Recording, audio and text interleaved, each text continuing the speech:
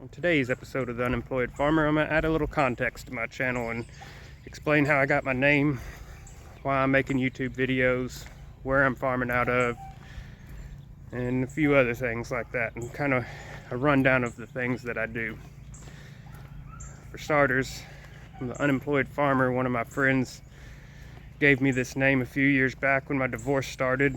I had an attorney claiming I was a deadbeat dad because I don't have a W-2 job. I've been self-employed and working for myself, doing odds and ends for the last decade. No, I don't have a W-2 job. Most of the stuff I do is for direct trade for a friend. I add value to their life, they add value to mine.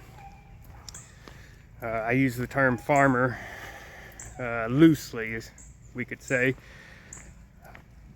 Kind of a term meaning self-sufficient, where I do everything myself, or most of it myself, from cutting trees down, producing my own food, growing flowers, working on cars and boats and motorcycles, chainsaws, equipment, driving heavy equipment, hauling trailers, you name it, I do it.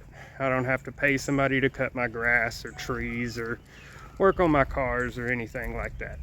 I'm self-sufficient, and instead of bragging and saying I know how to do all those things, I just claim farmer. Seems easier. Jack of all, master of none is always better than the master of one, in my opinion.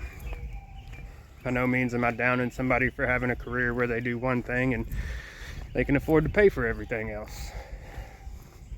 I'm not here to judge anybody. I'm just saying what I do, and that's what I do. The reason I'm making these videos, most of them are going to be how-to videos, is to pass on a legacy to my son. My dad passed away, and I wish he was here so I could ask for his advice pretty much every day.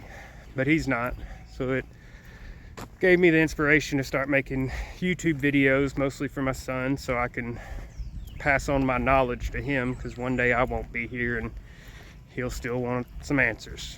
And that's why I'm doing what I'm doing. If somebody else can gain a little knowledge or value out of what I'm doing, so be it. But 99.9% of this is to pass on my knowledge to my son.